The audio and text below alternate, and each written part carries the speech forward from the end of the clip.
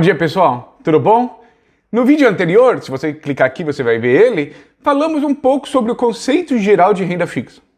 Hoje falaremos sobre a diferença entre a renda fixa e a renda variável, bem como o funcionamento da remuneração da renda fixa. Beleza? Toca a vinheta!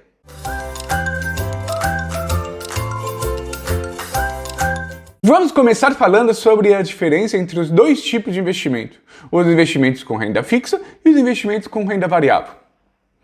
Enquanto que com renda fixa, a remuneração ela é conhecida desde o momento que a gente adquire o título, que a gente compra o título. Nos investimentos de renda variável, a gente não consegue saber esse rendimento, ou seja, acontece exatamente o oposto. Neste caso, o investidor não consegue prever qual será a rentabilidade de sua aplicação. Essa aplicação é a compra das ações, precisando ficar constantemente monitorando o mercado, com as notícias e tudo mais, para planejar suas ações e aplicações continuadamente. Sabe as ações? Então, com esse tipo de investimento, você consegue ganhar dinheiro de duas formas. Valorização dos ativos, aquela ação que você comprou por 10 agora vale 12, ou então pela distribuição pelas empresas de dividendos ou então proventos, também de juros de capital próprio, aos acionistas.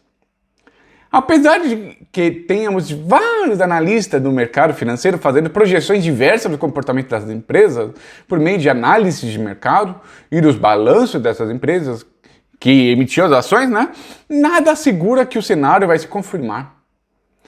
Não é possível ter certeza de qual será o ganho dessas ações, desses ativos, nos próximos 6 meses ou até mesmo um ano, nem mesmo se haverá ganho ou prejuízo. Por isso que nesse tipo de investimento a gente fala que é uma renda variável. E nesse tipo de investimento a gente tem aquela máxima de que rentabilidade passada não é garantia de uma rentabilidade futura.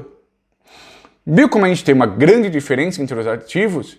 Consegue entender então por que a renda variável ela possui um risco muito maior que a renda fixa?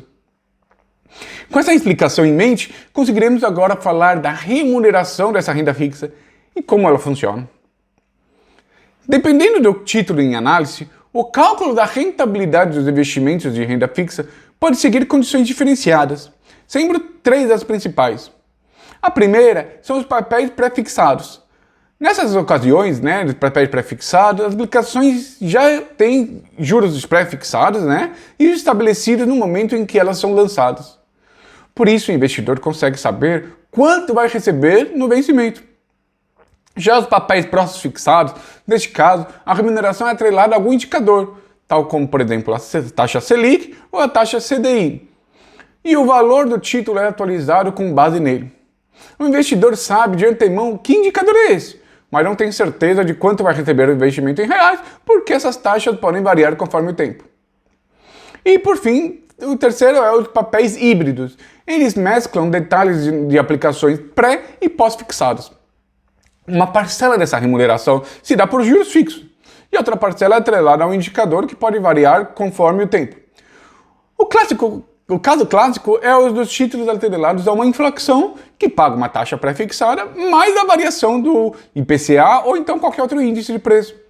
Um exemplo, quando algum ativo fala IGPM mais 2%. Ainda falando sobre rendimentos, temos que falar sobre algumas siglas, algumas das quais eu já mencionei aqui: CDI, Selic e TR, pois elas têm impacto na renda fixa. Isso porque esses investimentos, via de regra, seguem esses indicadores de referência. A taxa Selic, eu vou falar um vídeo exclusivamente sobre ela, é uma taxa básica de juros da economia brasileira. A meta para a taxa Selic é definida periodicamente pelo Comitê de Política Monetária, chamada Copom, que é a instituição do Banco Central.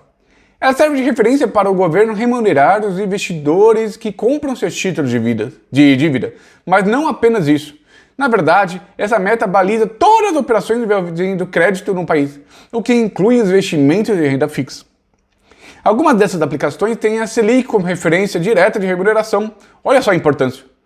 Podemos citar como, por exemplo, o caso de títulos do Tesouro Selic, título do Tesouro Direto, que também paga a taxa básica mais um pequeno acréscimo, ou em algumas épocas um pequeno deságio. A taxa do CDI, que é uma sigla para Certificado de Depósito Interfinanceiro ou Interbancário, é uma referência muito importante. Ela representa a média dos juros de operações de empréstimo de curtíssimo prazo realizados diariamente pelos bancos entre si. O CDI e a Selic, elas caminham muito próximo um do outro. E temos como exemplo de aplicações de renda fixa atrelada ao CDI, ao certificado de depósito bancário, os chamados também de CDBs. Os mais populares costumam oferecer um percentual do CDI como remuneração. Aliás, este modelo de remuneração, que é um percentual de um indicador, um percentual do rendimento de um indicador, é bastante comum nos investimentos de renda fixa. Um exemplo é a aplicação que paga 80% do CDI. E ainda que a CDI renda 5 ou 10% ao ano, o investidor embolsará apenas uma fatia disso, neste caso, o 80%. O terceiro referencial comum da renda fixa é a taxa referencial, ou então TR. Ela corrige, por exemplo, o rendimento da poupança e é calculada a partir da média das taxas dos CDBs pré-fixados emitidos por 30 instituições financeiras. Algumas mudanças recentes na fórmula, por exemplo, mantêm a TR praticamente em zero desde setembro de 2017. E aí, você vê a importância de não colocar a sua reserva de emergência na poupança. Gostaram do vídeo de hoje? Coloque aqui nos comentários se tiver algumas dúvidas e não se esqueçam de compartilhar com seus amigos e familiares. Nós vamos continuar falando sobre renda fixa no próximo vídeo e eu desejo a vocês um bom final de semana e até o próximo vídeo.